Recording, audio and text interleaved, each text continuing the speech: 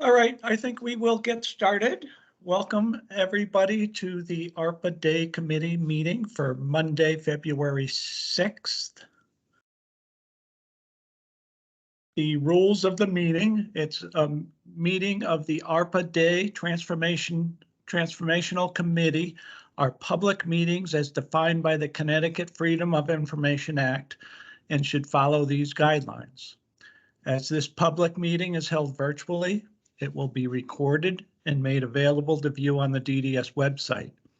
Committee members must make a good faith effort to state their name and title, if applicable, each time they speak during the meeting. If a committee member would like to speak, please raise your hand and one of the co-chairs will acknowledge you. There is no public comment portion to this meeting. Members of the public are able to join, watch, and listen only.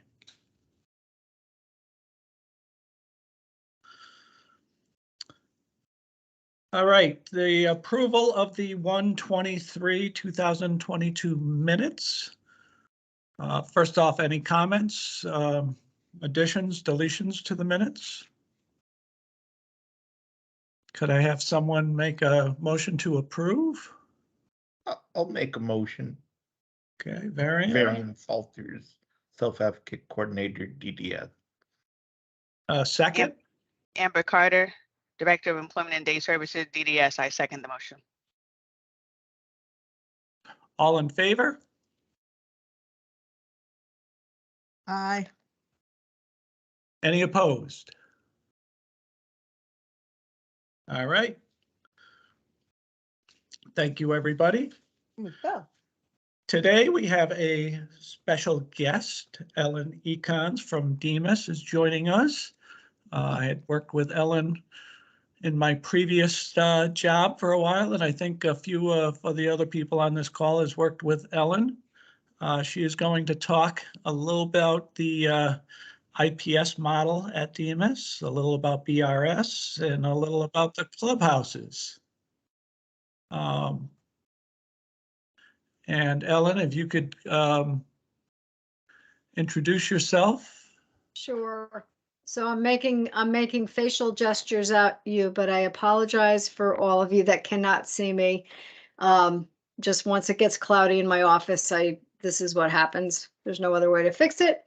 So I'm Ellen Econs. I have been actually in the field of employment services for much longer than I'd like to admit, over 35 years at least. And I've been working with DEMIS and BRS in a shared position for the last 7 years, and I've been at DEMIS for the last probably 17 years. So I'm going to give you a little bit more than a broad stroke of the evidence-based practices that we follow and our model and why we follow it.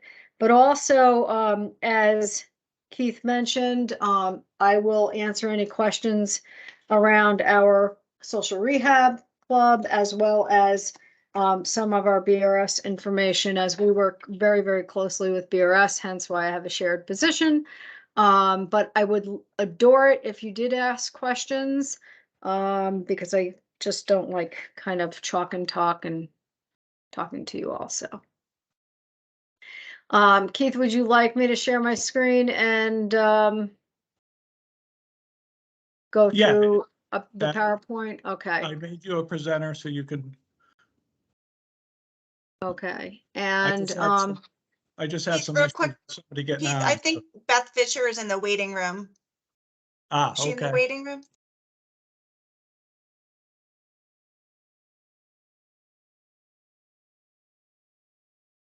and some folks look very familiar to me, so hello, those of you.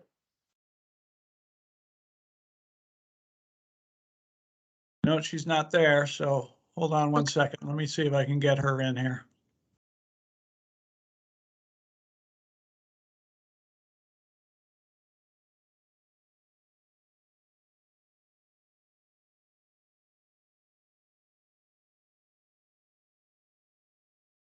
Also like to make a disclaimer that I may put myself on mute at times.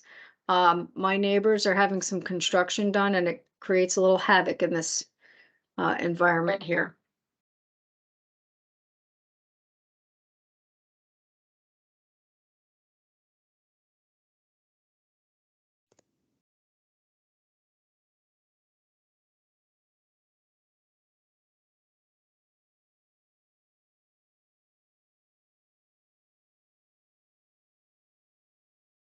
All right. Ellen, if you want to continue, I'm Okay, working to get Beth on, I think okay. she should be. Alrighty, so bear with me a sec. On my other laptop, so I like to email my presentations to myself.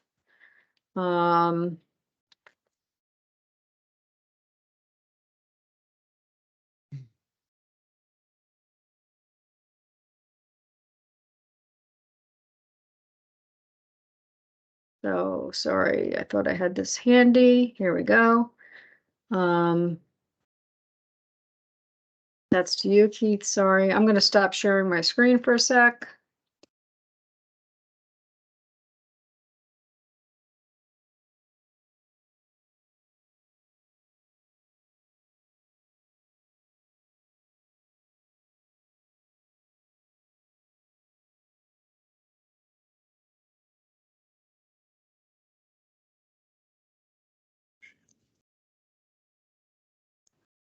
Okay.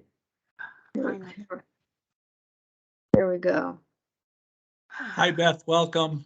Thank you, finally. It was weird. I kept getting a message that they would let you know I was waiting once the meeting started. Hi, Beth. Hi. So, Oh, hi, Ellen. can everyone see my screen?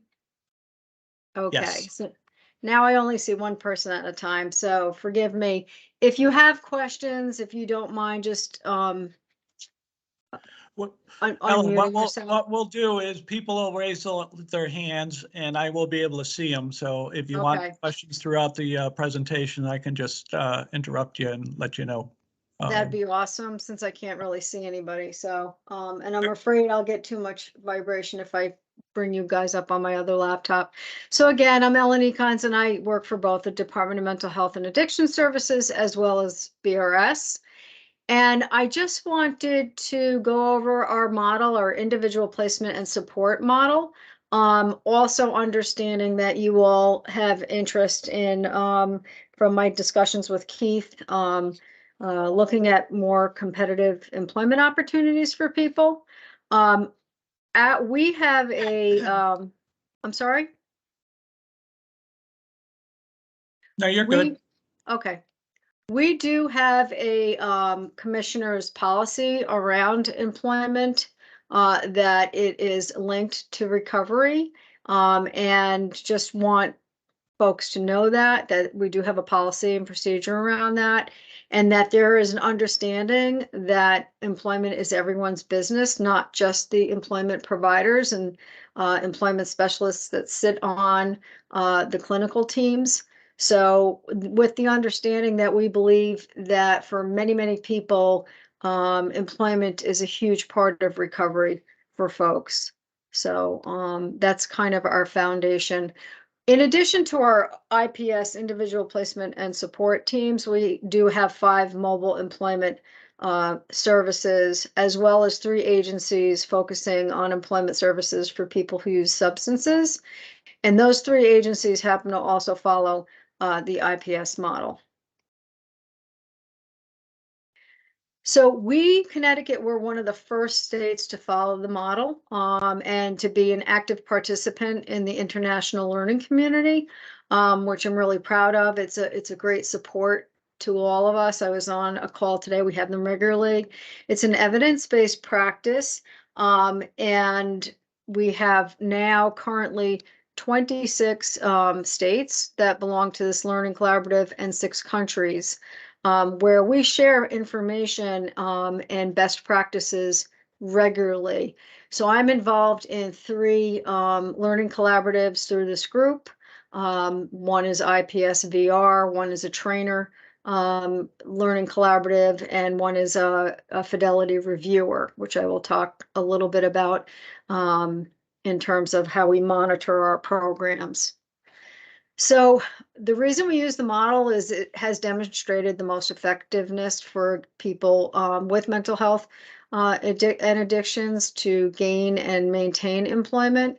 It also provides a roadmap for our providers who are delivering services to really follow which I think is super important because if we just kind of put it out there in a willy-nilly kind of way, we may not have those kind of outcomes that we're seeing. And I think that's very, very important. It gives them something to gravitate to. It is not the only thing we do in our supported employment programs, but it is clearly the model that we follow. So the principles are based on the following, and I will go over some of these. Some of these I are pretty comprehensive and others are not, so I'll just kind of breeze through many of them. But I wanted to show you the indicators so that you really understand what we're looking at for all the programs. We only focus on competitive employment. There are expectations in all of these other areas, which I will go into in a little bit more detail. So again, the importance of working together. It is so important that our clinicians, our case managers, our family members, significant others, everyone is a part of the team and everyone is an employment champion, that we're working together to really encourage the people that may not have the kind of self-esteem to believe that they can work or they can do something because they haven't had that experience, that we all work together and we're all supporting the person. So we use a fidelity scale, and I'm going to talk a little bit about how we measure, monitor, and those components. And we perceive this as a continuous improvement kind of plan, although some of our providers who are very competitive may tell you it's just really one of those kinds of things more about monitoring. But I think that's just because they really want to do a great job. So again, it's an evidence-based practice, and the critical ingredients are really proven through research. Again, we've been following the model for about, I would say about 20 years now. And again, the fidelity scale is kind of the roadmap that can help us look at better outcomes for people. So if someone's having a difficulty in a particular area, we'll provide technical assistance and training in that area to hopefully help our providers improve those services. The scale is broken into 3 sections: staffing, organization, and services. Each item is rated on a 1 to 5 kind of scale. And that the agencies that fully implement the IPS model really do have higher competitive employment outcomes than others who do not. Any questions so far? Okay. Our fidelity review timelines right now, we have some new providers, so baseline reviews are taking place right now for those new providers. And we see providers on every other year for a full kind of in-person fidelity review. However, again, we really provide services and technical assistance as needed in between.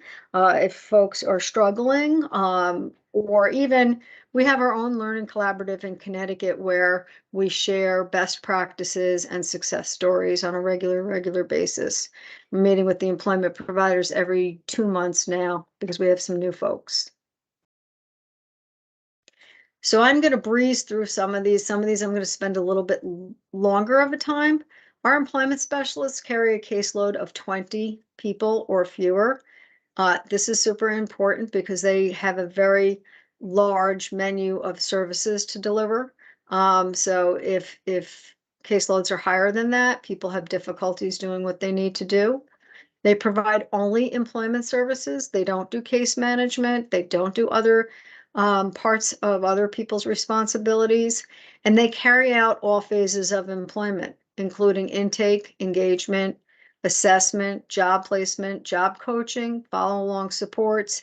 And then the other piece that's huge is collaborating with our partner agencies, whether it be BRS, the American Job Centers, or any other kind of agency, housing coordinators, so on and so forth. And they spend a lot of time doing that as well. We don't duplicate services, but we work together. So one of the main, very important pieces is integration of the employment specialists on the mental health treatment teams, so that, excuse me, the case managers, prescribers, community clinicians, therapists, the employment specialists are all participating in real time on those teams. They're expected to have shared physical space.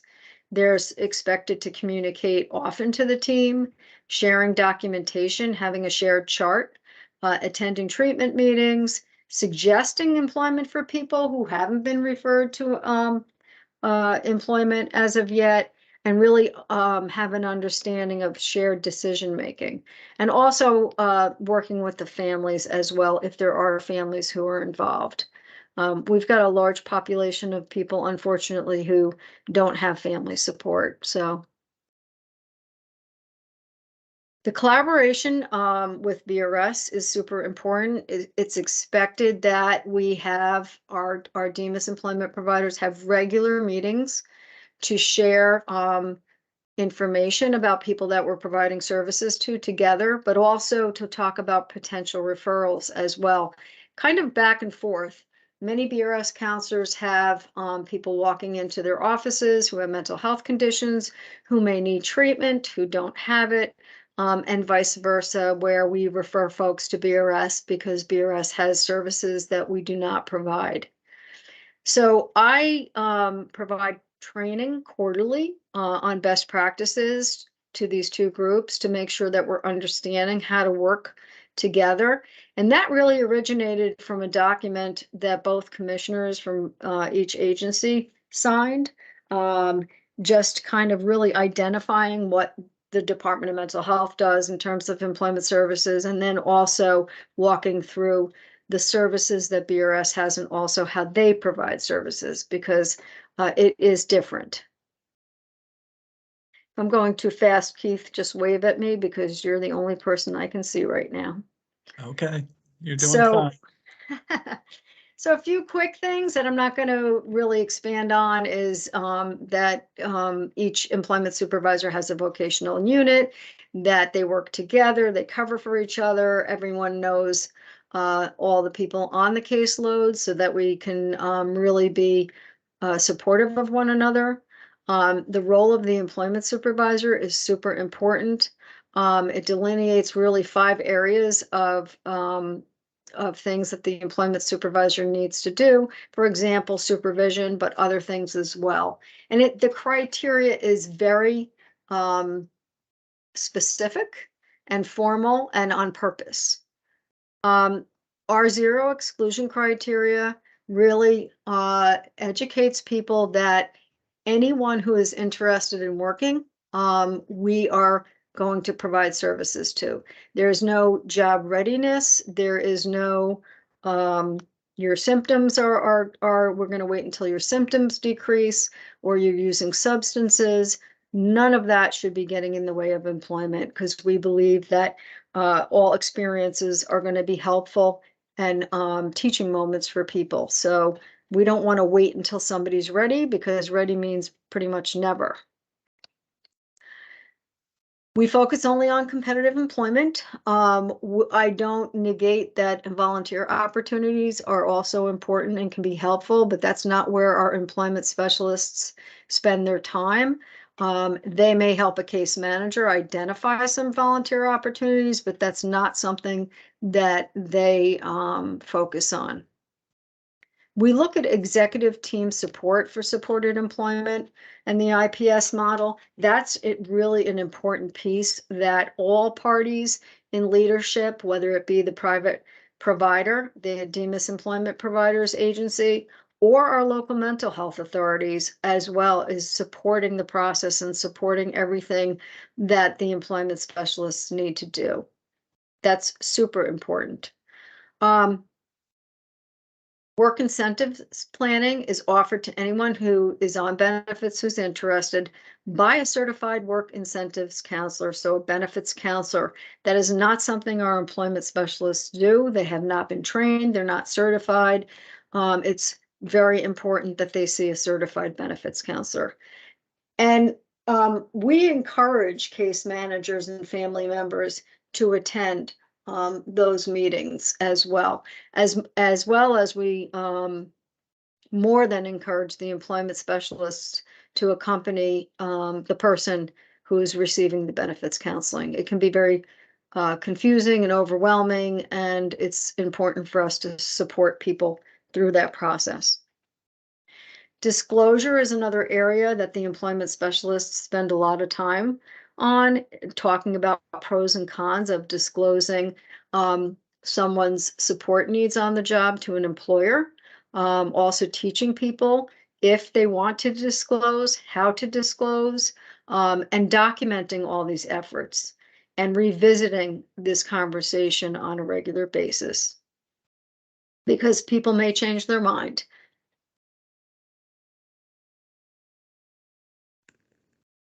When we meet people, there's an initial career profile that is done, and that's expected to be done over a period of 2 to 3 sessions. Doesn't have to be done in an office, can be gathering information about what the person his preferences are, experiences, skill, strengths, personal contacts, really kind of like a mini person-centered plan, but focusing on employment. So there's a comprehensive career profile that we use and modify as the person continues to look at employment and try different jobs and so on and so forth. There is an expectation that there's a rapid job search for competitive employment. So the program tracks employer contacts in a very interesting way.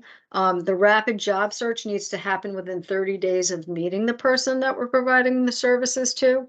However, most of the agencies, most of the employment specialists are really out there continuously job developing. So usually what I see the data to reflect is really within a week or so of time, but the anchor is for within 30 days. If somebody becomes employed, there's also some kind of very formal expectations of how often we see folks to make sure that we're supporting them. So individual job searches, based on people's choice is really super important to us, rather than what is the current labor market. So Amazon's hiring a lot of people that we just don't go to Amazon because maybe Keith is not interested in working at Amazon. Maybe he wants to work somewhere else. So we really have to look at basing our job development efforts on job choices and reflecting what the person really is interested in doing. What are their goals?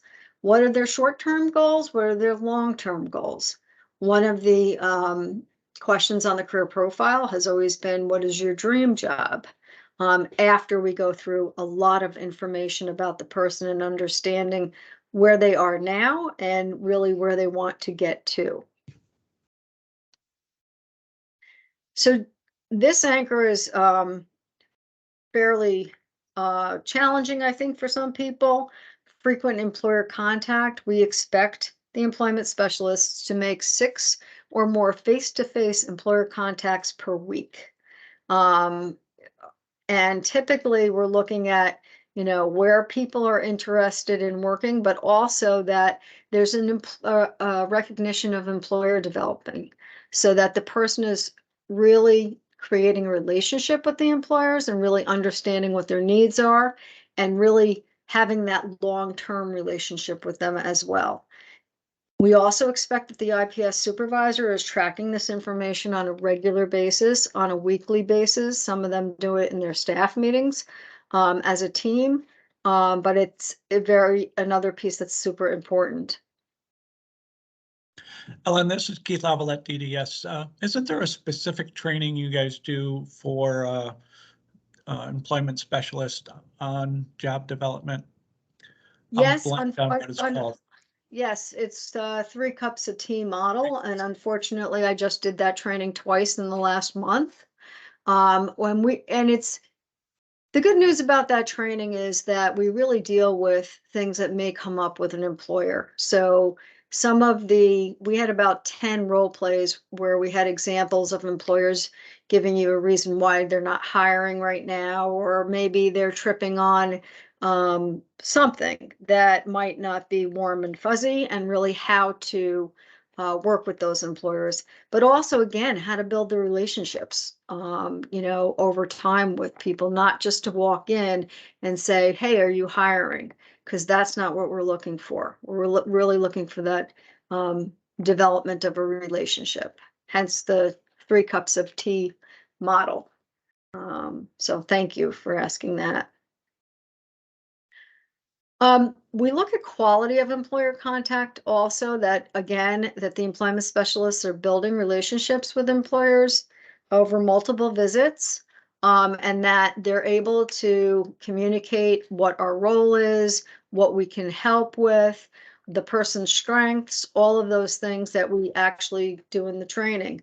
The interaction between the employment specialist and the employer is expected to be observed by field mentoring through the IPS supervisor of the program, but also when we come out to do a monitoring review, we go out with the employment specialists to observe their interaction with the employers. Understanding that one of the things I tell them is that, it may be that somebody's having a bad day. We're really looking at how do you work with that employer if they are having a bad day. What's your level of competency in terms of really communicating with the employer? So we look at programs, we look at the diversity of the job, and we also look at the diversity of the employers. Again, we really don't want a group of people, 8 people employed in the same either job type or employer.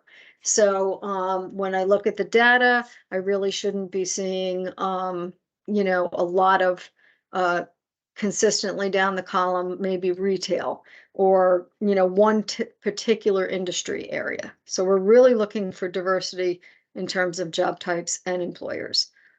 And on that note, also in terms of job types, there is an expectation that we're looking at career enhancement also. So when I see job types and I see entry level positions, lots of them, we really want to look at what the person's aspiring to and how we're going to help him or her get there as well, which can often be where BRS comes in. Competitive jobs, again, I just mentioned this before, we're really expecting to help people obtain a job that anyone can apply to. We're not looking at transitional employment or state set aside employment because we're really looking at competitive employment. That's what it's all about.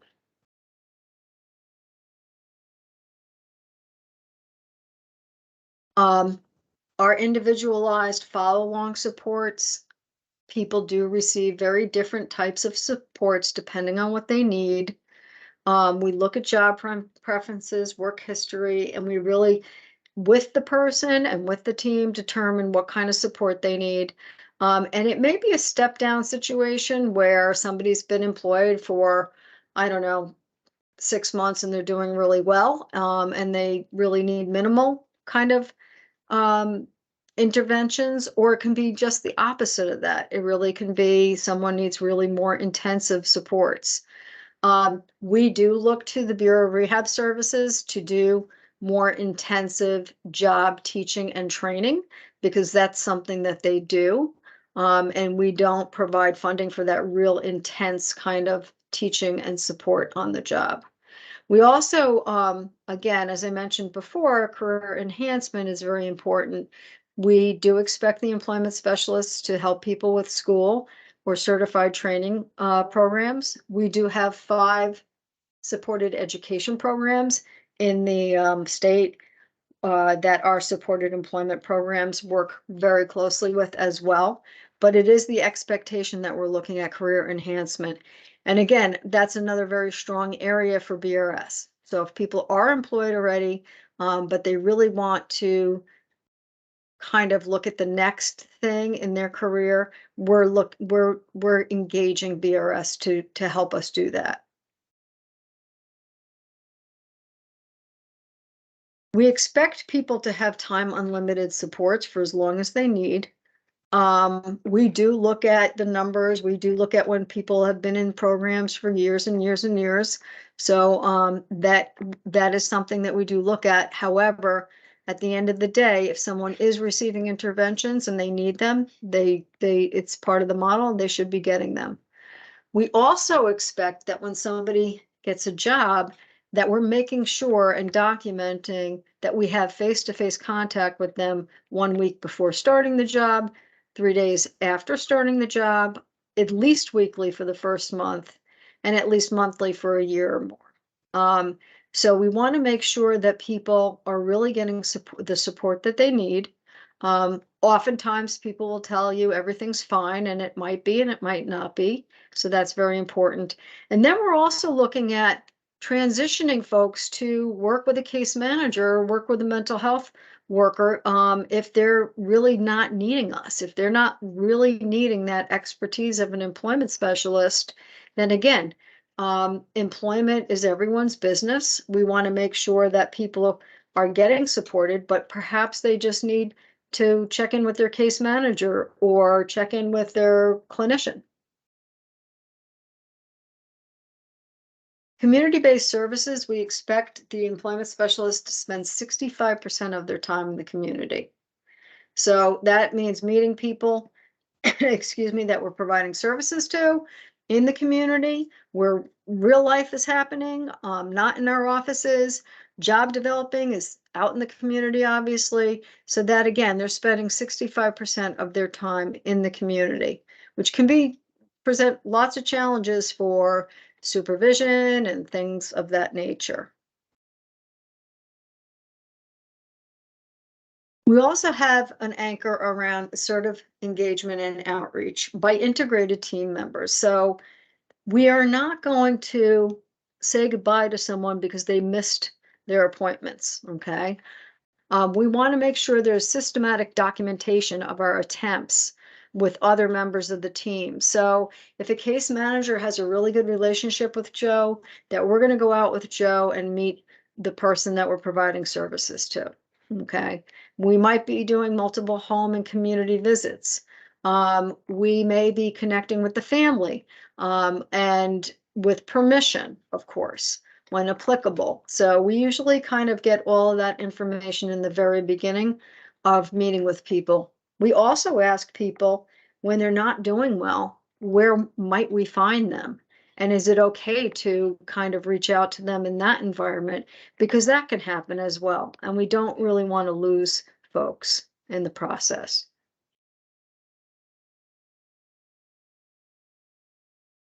So this is really what our scale, somewhat looks like. But just to give you an idea of how all of these components that I talked about are rated on a 1 to 5 kind of point scale.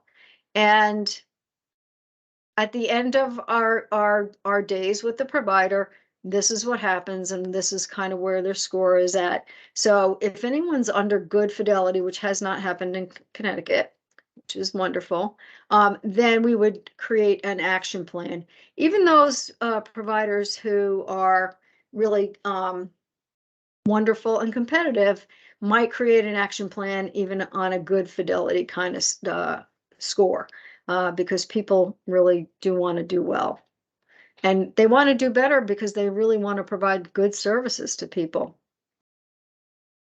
Now, I'm going to stop sharing my screen for a second because I wanted to see if anybody had questions, but I also do want to talk a little bit about a couple of things.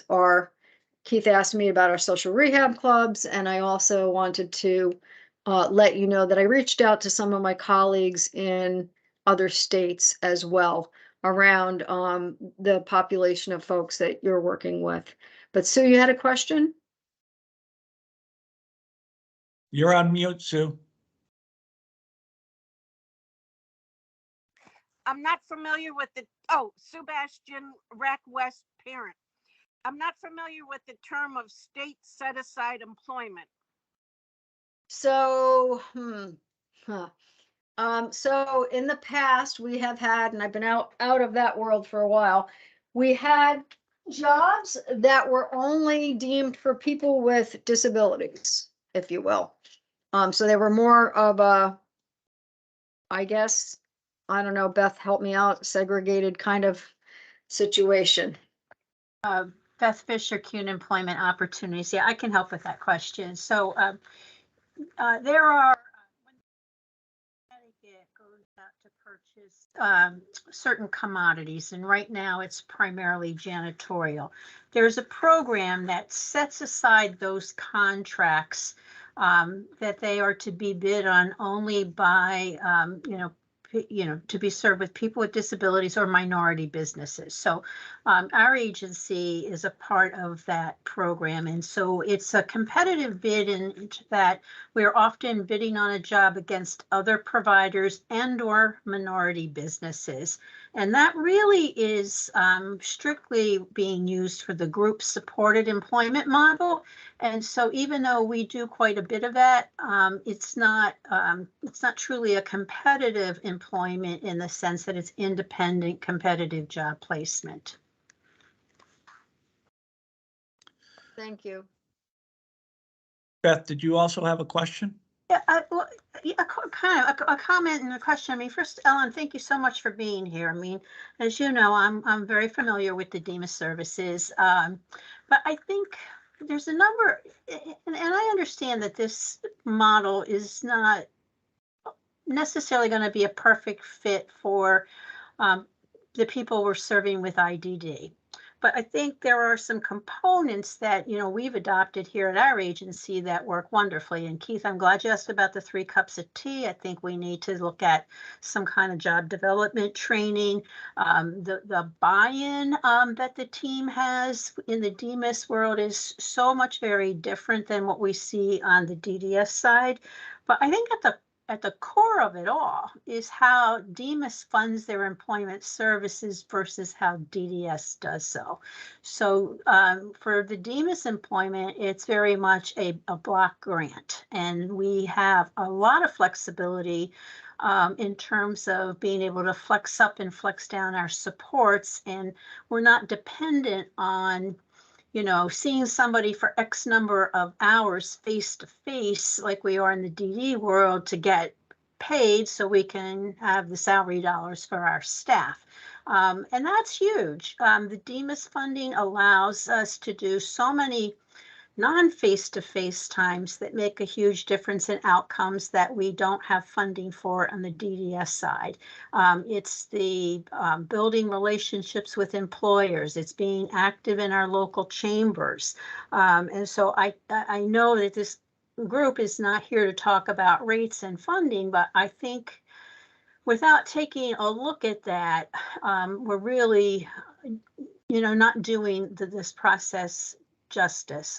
I think that we really have to look at having the flexibility to do some things that are reimbursed, and it might not always be face to face. So I know that that's a very complicated issue, but I just think it's really at the core of why the DMIS system is seeing so much success. And it's been such an uphill process in the DD system. So thank you for listening, and thank you, Ellen. Sure, and I think also, and I think Amber has a question as well. I think also the other piece is that, again, when I mentioned the roadmap, the methodology, that we have something to follow. It's not perfect. It's not the only piece. It's not the only tool in the toolbox. I remind the providers of that all the time. So it might not spell out job development in terms of creating relationships with the Chamber of Commerce, but that's something that we talk about in training. And we also do a lot of training around best practices, to fatigue, if you will. Amber, did you have a question? More so, thank you. Hi, Ellen, how are you? More so along the comment in regards to Beth's statement around, how DDS funds and how DEMIS funds, and I think Beth, you mentioned that it's a block grant. And so my question is for you, Ellen. I know at DDS we look to do where we can, bill or billable or get reimbursement from the federal government. So a lot of how our funding is offered is based on us being able to, on the back end, bill for those hours and bill for whatever is applicable in that area. So when you're speaking of your program, and as Beth mentioned, that there's more flexibility, is it also that you all are able to bill on the federal side and get back on that? And that's how so I just want, because I know some of the nuances around how DDS funds and the stipulations around how we fund is also the way that we try to go and get reimbursement for those hours or for those dollars. So I just wanted to know about that as well. Sure. So our agencies are grant funded. However, yes, we have started doing targeted case management, which is for the federal government. Problem that I have with that, though, is that that money will wind up in the general fund, so I can't really capture that for employment. And not to be selfish, but that is what I care about, because I truly believe that employment changes people's lives. So our supported education programs and supported employment, we had a pilot this past year of agencies that had the infrastructure set up or ready to have those billable services, Amber, provide that. They got their training and started to do that. We have not moved forward with the rest of the group as of yet, because again, I have, I'm going to say, I don't know how many new providers right now, but I'm running around kind of getting everybody trained up at this point in time. So that's where we are with that. And Sue, I think you had your hand up as well. Thank you. Sue Bastian, Rack West parent. I was impressed when I was reading or listening, but I read instead of listening, about the 6 person-specific contacts per week with employer. And I was wondering is this difficult to achieve, and about how long does each contact take? So it is, I think, can be hard. We have providers that do it. We count revisits to employers as just as much important as the first or second. So again, that relationship building. So if I see Keith's company in the month and I see Keith's company 6 times, that's all good. That all counts. We want to make sure that people are building those relationships in their community. So around the community that the person that we're providing services to is really looking at. So in other words, if somebody lives in Waterbury and they want a job in Waterbury, that we're making those contacts in Waterbury and really getting to know all the employers in that network area, if you will. We do spend a lot of time looking at outcomes around that and how to improve those outcomes. And I think the employment supervisors do a great job doing that. They monitor that. They go out with people. They shadow people. I think it's a great time to do supervision in the field rather than in your office. Gives you the opportunity to, have really good discussions. Thank you. Sure. Beth, you had your hand up too? Yes, I do. I guess I'm not muted. We do those 6 contacts a month, and I'll just say that that's a perfect example of something that makes a big difference in outcomes, but is not reimbursable by DDS. So to add that, and I don't want to go too far off track here, but I know Ellen also plays a role with customized employment on the BRS side, and I want to just first, can I clarify that for DDS, for somebody to go into customized employment, there's some kind of pre-approval system in place? And if so, I'm wondering if the same is true on the BRS side. And why, I- and why? So I think Beth, because the program really just got started, that there's a pre-approval for everyone.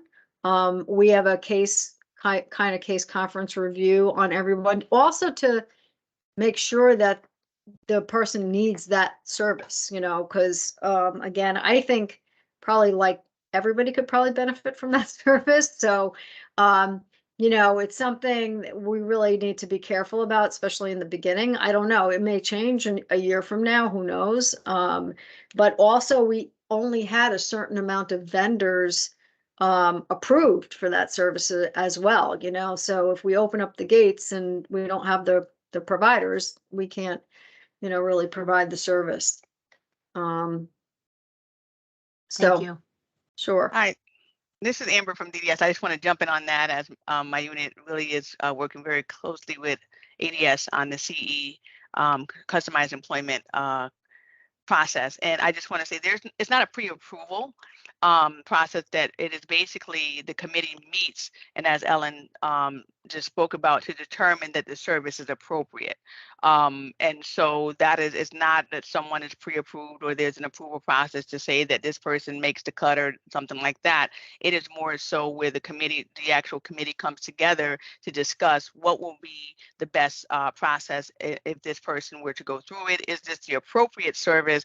And maybe there may be something else that may be more applicable or maybe appropriate. So I just wanted to clarify, Yes. because Yep. when we sometimes say pre-approval, we make the connotation that we're looking at people and saying this person fits and this person doesn't. It's more so determining as a group, is this the most appropriate service at this point in time? And I agree. And the other piece that VRS does look at for all services is if someone can benefit from those services. So that's something that we, really kind of tease out in our training as well, because just because I have a disability and I go to BRS doesn't necessarily mean I'm going to be benefiting from the services. I really need some level of employment intervention, and I'm going to be able to benefit from that before I'm going to be deemed eligible for services in that world. Did you have another question or comment? Oh, okay. So Keith also asked me to talk about our social rehab clubs, which I will do very quickly. Okay. So I don't know, I lose track of time. A couple years ago, probably, we had some employment supervisors, couple, kind of oversee our social rehab club and employment services at the same time. And of course, I almost had a heart attack. But at the end of the day, I realized that, hey, this could benefit us, because we really could get the information in our social rehab clubs about employment. We can celebrate success stories, which is part of our model, not just through our clinical teams and treatment teams, but also in the clubhouses. And so if, I'm going to use Keith as an example, walks in and he's thrilled with his job and I'm unemployed, I may say, hey, if Keith can do it, I can do it. So that's a piece that for me was a win. So that's the expectation. Our social rehab clubs right now have been changing for the last, I don't know, 3 years-ish. We've been talking about it for a lot longer than that. But the expectations and the things that are happening and the curriculum that's being rolled out in those social rehab clubs is quite different than it was even 5 years ago, if you will. But employment is also an intricate part of the social rehab club. Now, the pandemic really did a number on everyone. Our social rehab clubs were not able to see people in any kind of setting where we weren't social distancing, but they did a great job staying connected with people, bringing them food, bringing them information about job opportunities, making sure people were safe, doing wellness checks, so on and so on and so forth, and really keeping people connected, which, quite frankly, many, many people have had a really difficult time with the social isolation through this pandemic. So I didn't know, Keith, if you had any other specific questions about that. The IPS folks do look at the clubhouses on a regular basis around employment. That's something we've been talking about for quite a while. This is Keith Lavalette at DDS. Actually, in this committee, I think, and in the advisory committee, which I'm part of also, there's been concern, I think, with parents that if their individual gets a part-time job, maybe 8, 10, 12 hours a week, what are they going to do with the rest of their week? And, Right. you know, this was one thought. The clubhouse with Demas has come up on an alternative, and I just thought this committee could learn more about that process and how it works. And if you want, you know, one of my colleagues to speak on that in the future, if you, I can absolutely arrange that. We've been looking at a lot of community mapping, a lot of what goes on in the community, what people are doing in the community, and how we can help people access those things rather than be in our facilities as part of our shift. Again, because we think that's just a better model. It's a staffing challenge. Our social rehab clubs are not staffed, you know, to the gills by any stretch of the imagination. So that shift will be very interesting. And as I said, if you want to hear about anything in terms of what has been and kind of where we're moving towards, we can certainly share that information with you. Are the clubhouses funded the same with a block grant, or? Yes, they are funded, I believe. We have, some probably have a little bit of a mix. So I can't really speak to that completely. If I'd have to pull up the numbers on that to tell you the truth. The other thing I just wanted to quickly mention about the IPS model, as I reached out to some of my colleagues across the country, Illinois has been doing some projects with folks with intellectual disabilities in the IPS model. And I have to say that I haven't had time to look at all the plethora of information that they've sent me. And we're going to actually have a meeting. Keith, I don't know if you'd like to come to that as kind of the lead person to kind of discuss what has worked. One of the things that one of my colleagues sent me is kind of where the stumbling blocks are, but also what kinds of things have been helpful in that toolbox for people with intellectual disabilities. And again, I think to Beth's point, some of our training, some of the job development, some of all of those components are very important for people.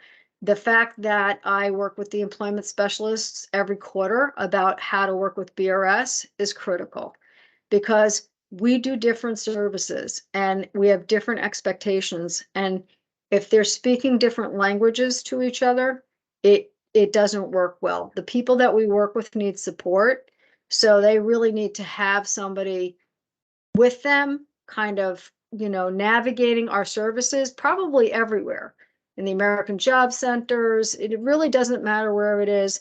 We do different things, but teaching people really how to access those different things is a really important component.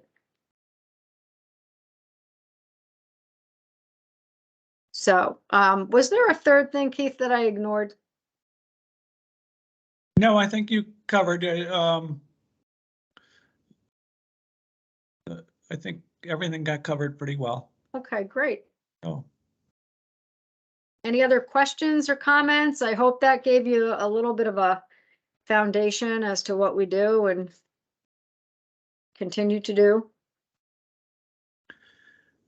this is Keith Lavalette, DDS. I don't see any other questions, so thank you so much. And when I had spoke with Ellen earlier, we had talked about maybe later on in the year, possibly having her come back,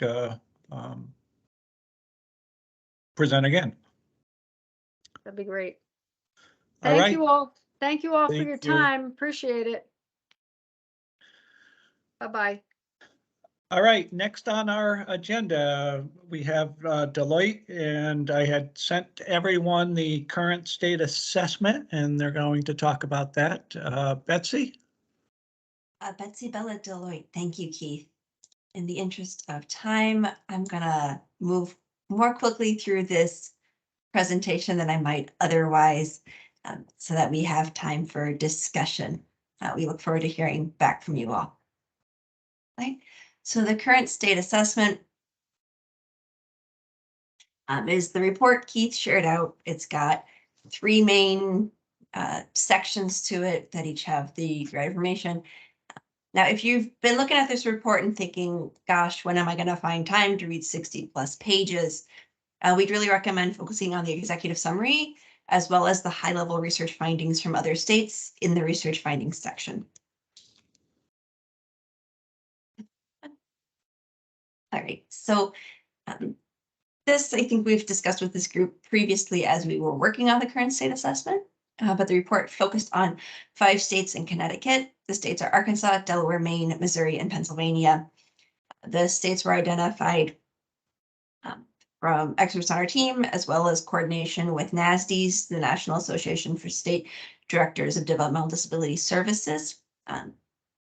We also, got, of course, input from DDS themselves, and then DDS ultimately picked the 5 states based on a review that captured things like how are these states performing based on some of the different available metrics around the National Core Indicator Survey.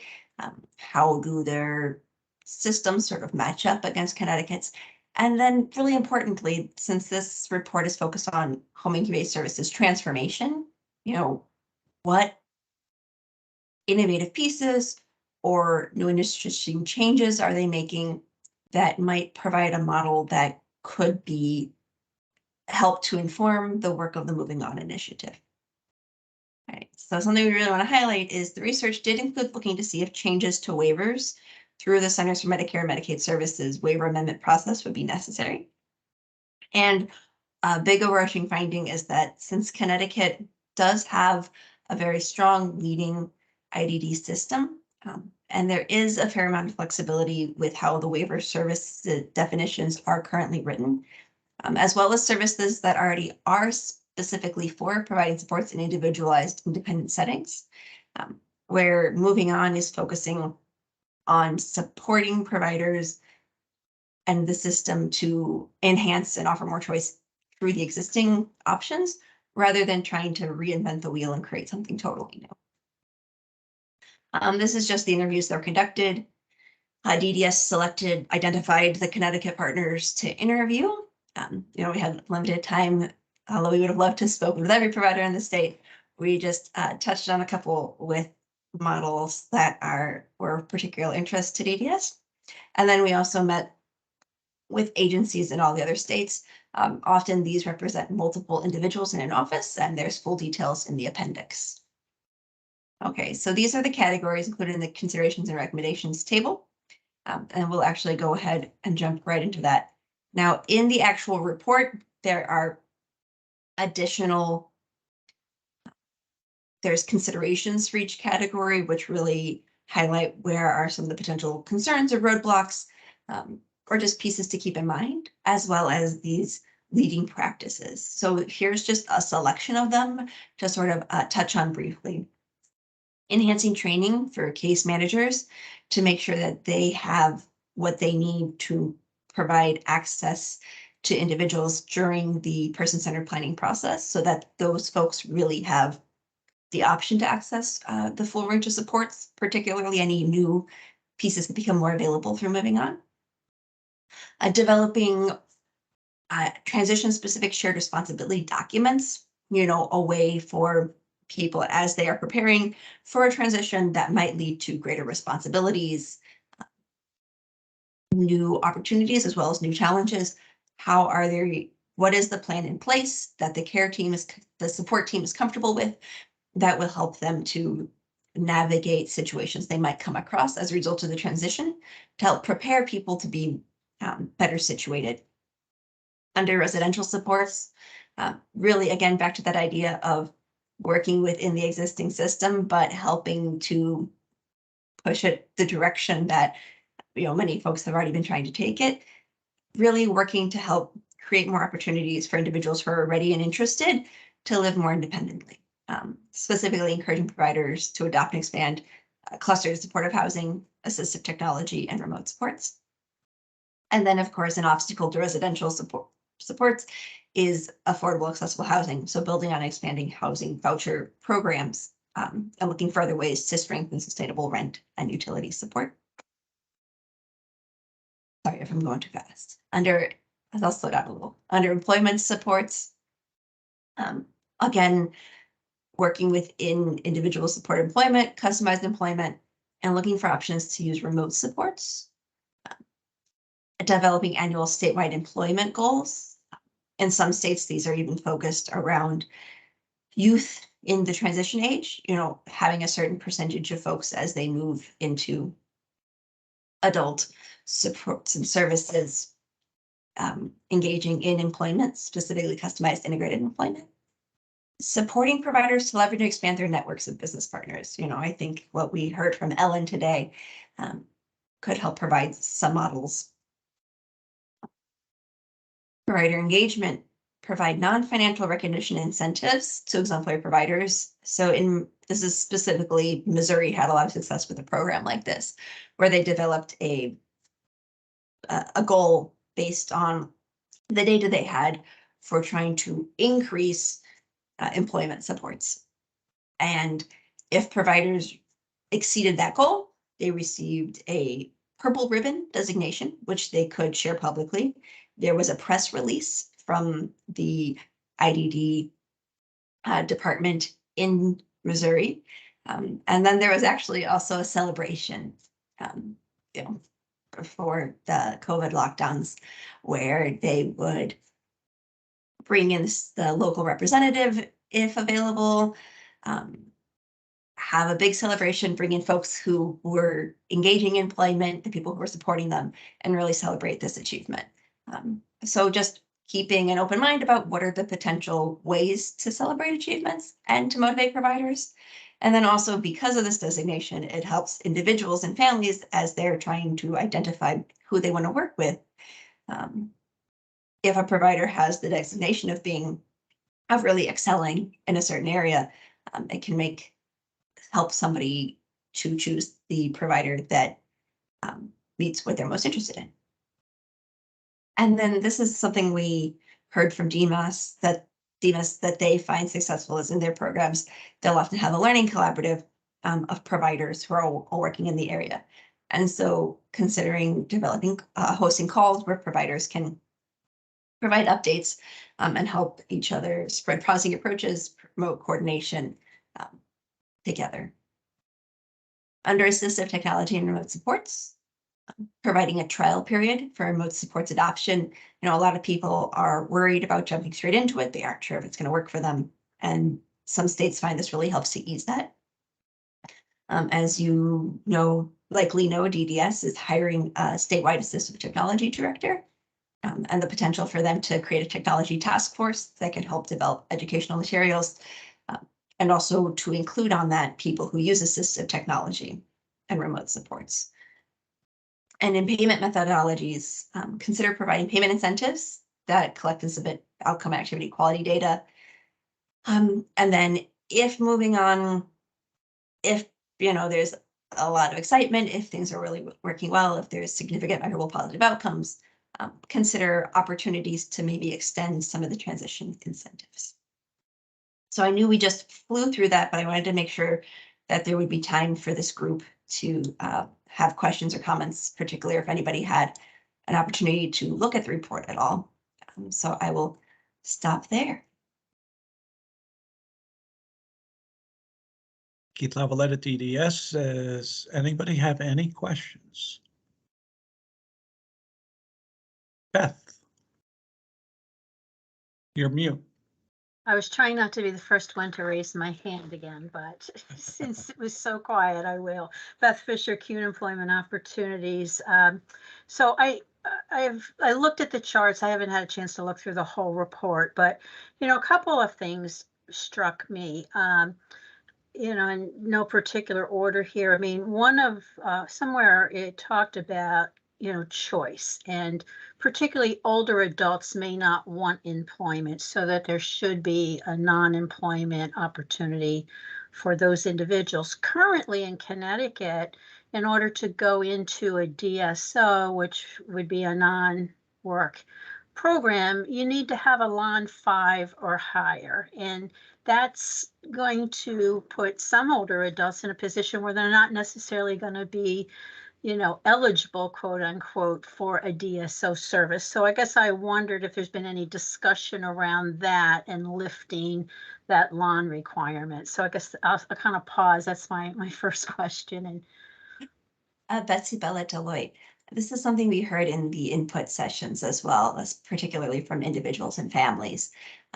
This renewed emphasis on, there were some concerns around what they see as a prioritizing employment above anything else. And so, thank you for raising to this group the particular LON barriers, and we'll definitely take that back. Keith Lavalette, DDS. Beth, I do recall, if my memory serves me well, that if the individual's team, if they're a LON lower than a LON 5, if the team wants to move them into a non-employment situation, if they have team approval, they can do that, correct? Beth Fisher from CUNY. That's my understanding. I guess I would just suggest let's take down some of the barriers and make things a little easier to move people. I mean, you could say, LON 5, except for team approval, and or if somebody is of a certain age and older. I mean, it's sometimes a challenge, to have to go through all those steps to get to the right decision. And I just sometimes feel like that's not necessarily, particularly when you're talking about people who are of retirement age, there's a real sense. And I've even heard this from some of our own program participants. Geez, why can't I retire? My case manager's telling me I can't retire. My mom's telling me I can't retire. You guys are telling me I can't retire. And so I guess, why do we need that barrier? So thank you for that. I also just wanted to ask about the piece that talked about, remote work being an option, one of the options to overcome transportation barriers. And while that's true, that's really just a drop in the bucket. Are we going to be doing anything else to talk about or address transportation barriers? This is Betsy Bella Deloitte. Transportation is obviously a huge concern, right? When you're talking to across all the input sessions, day supports, residential supports, transportation is top of mind for everyone. We've started receiving provider surveys back. Transportation, a huge concern. And so, yes, we're looking into, how can DDS help provide additional guidance, additional supports, additional flexibilities to help make transportation easier. No promises, but we're working on it. And if I may, one more, Beth Fisher from CUNY. So, there's also something I read about, having a dedicated employment support staff person. Great idea, but I don't know how that gets funded. And I don't mean to harp on the rates, but, right now, the rate that we have, covers our employment specialist barely, and, not everything else we need to deliver the service. So to think about, adding another position to, say, my ISE program, it's cost prohibitive.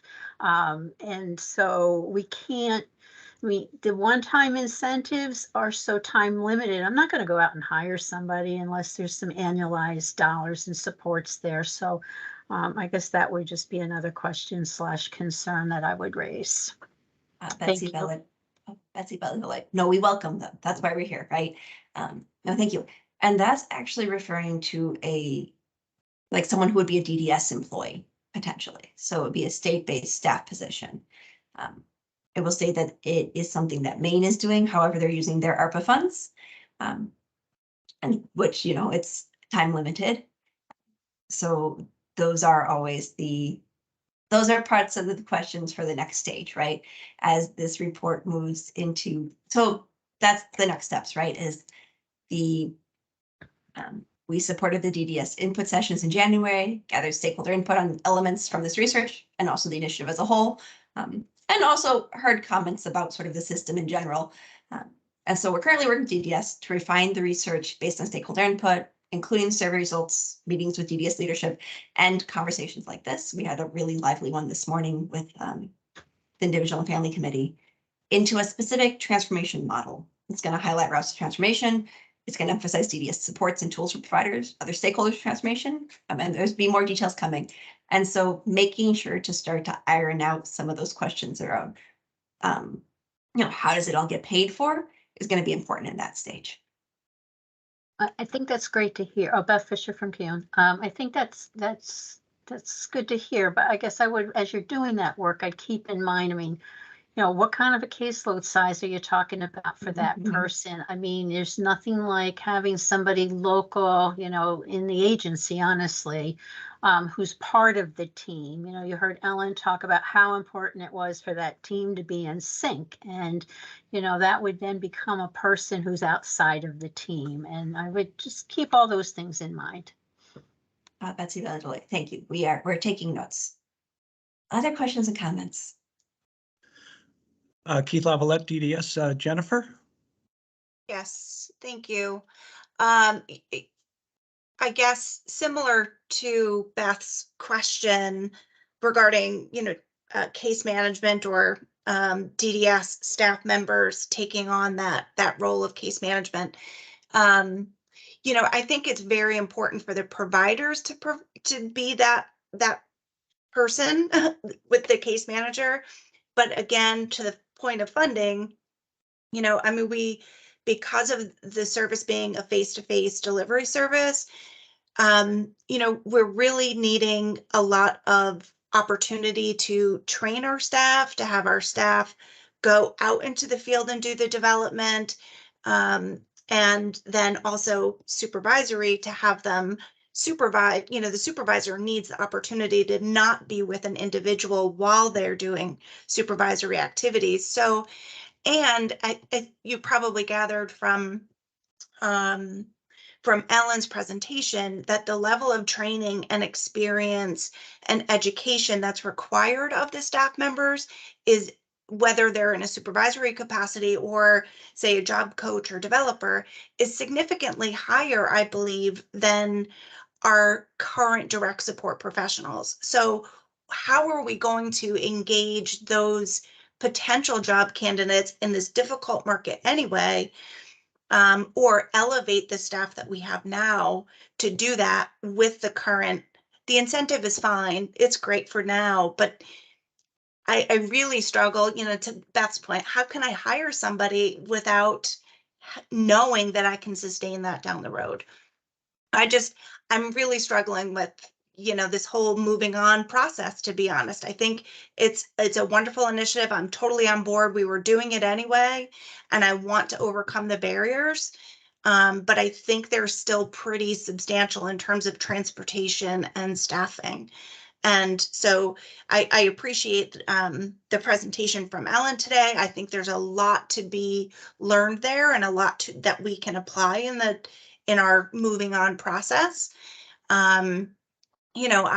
I would like to see education and training be rewarded for our staff members, because I believe that'll help us get a more to better outcomes for the individuals. Sorry, I know I'm rambling on, but all those, just wanted to get all those points across. This is Betsy Valladolid. No, thank you. That's valuable insight and mirrors comments we've heard. Keith Lavalette, DDS. Sean, you have a question? Oh, yeah, this is Sean Bannon, DDS. A question, I guess, for some of the providers on the call. Definitely hear your concern around rates, and I know there was questions, with moving on, in regards to not knowing what the new rates were going to be, And now that, you know, you've had a chance to take a look at them, I was just hoping for some, you know, feedback in those regards. Go ahead, Beth. Beth Fisher from Kuhn. Sean, thanks for that question. I think that it's nice to have the rates and that will help, but I guess as I look at it in a bigger picture, it's still only going to cover the face-to-face time. And to have the successful outcomes, it's got to be more. There's so in placing people in independent jobs, you need billable time that is not necessarily going to be with the individual that we are supporting. I guess, you know, that's my, you know, I will probably continue to have concerns about the rates forever and a day. But I think that we can't bill for everything we're doing the way that this service is structured right now.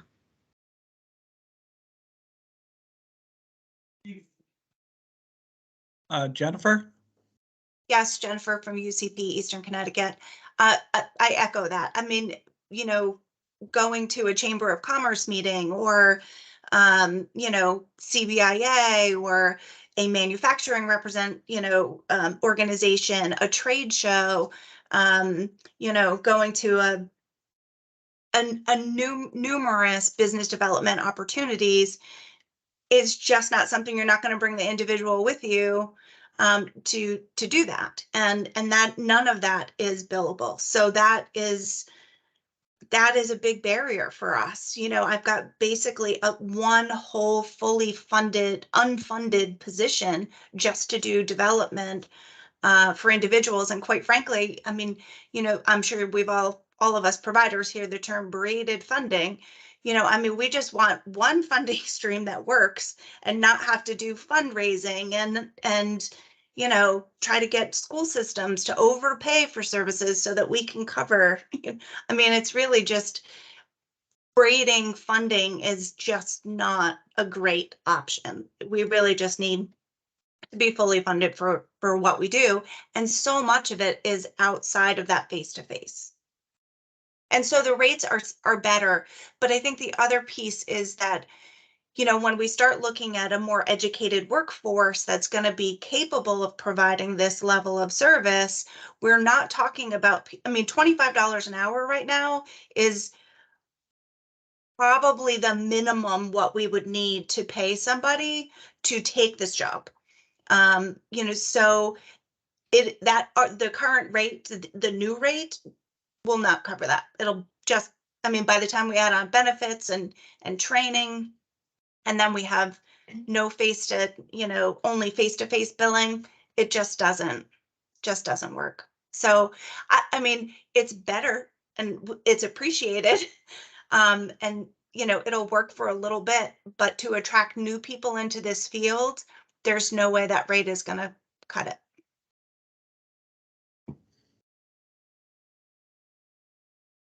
Keith level at DDS. Sean, did you? Yeah, thanks. Sean Bannon, DDS. So, I mean, I understand the concern with the, you know, indirect, and there is some indirect built into the, you know, the ISE rate, especially at, you know, 68.76 an hour, I believe is the new rate. So, having the, you know, I understand there's benefits and A&G and, you know, there's other costs associated beyond just the, you know, the direct supports, but, you know, looking at a couple of the other, you know, changes, we are, you know, we've adjusted the way people can be funded through ISE. You know, before it was a max of 5 hours. Now someone can use up to their LON amount.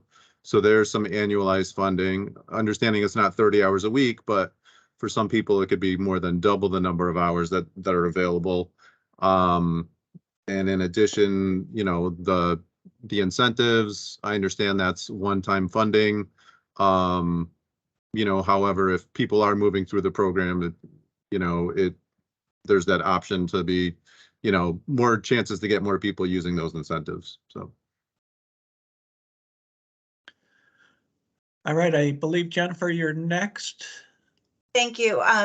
Jennifer from UCP Eastern Connecticut. I think one of the challenges you mentioned, ISE funding, and that rate is more generous than IDV funding or transition funding. When we're talking about moving somebody from a DSO where they're currently getting 30 hours a week, the odds that they're going to immediately move to ISE supports are, in my experience, 0 to 0. I mean, it's just not going to happen. They're not job ready then if they're in a DSL, more than likely. Certainly not the people that we're supporting right now in our DSL. In that case, they would move to a transition program or potentially an IDV, where the rate is, it's still a one-to-one service with no it's all face-to-face billing. And I think it's great if you're moving somebody from IDV to ISE, but not from DSO. There are multiple steps. They don't go to the top step of the ladder without taking the rest of the steps. And I think it's just not funded. It needs to be funded the same way the entire way up the ladder.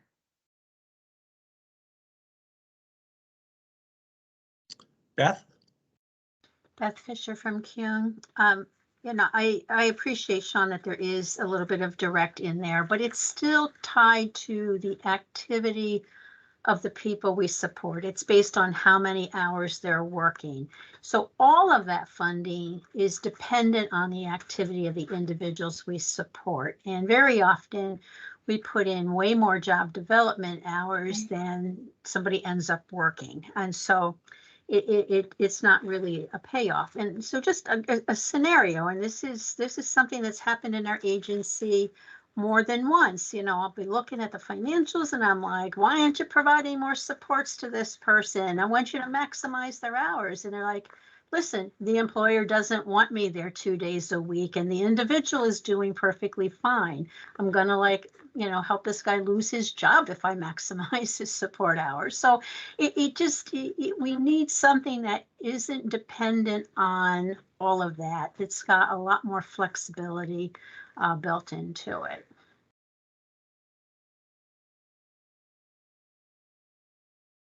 Go ahead, Sean.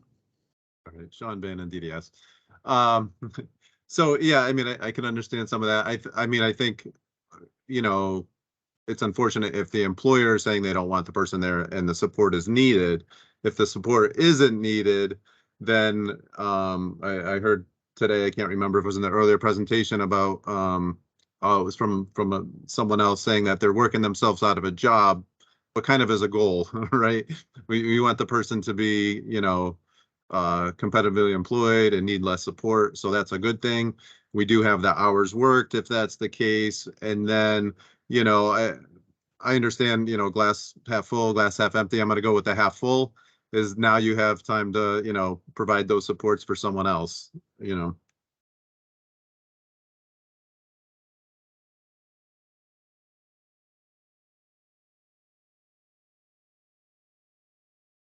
Beth, did you have another? Yeah, Beth Fisher from Kuhn.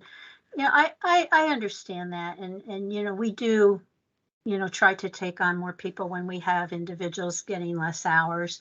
I think that when you look at the system and overall, if you want to have a systemic change where you're going to start to see employment outcomes the way that DEMIS has been able to do through their systemic change 20 years ago, there just has to be a better way to accommodate some of these ongoing needs that are not tied to the face-to-face time with the individual. So I know that you guys have your hands tied in terms of wanting to have that federal reimbursement, but I'm not sure that model gets us where we need to be to get the outcomes that are desired.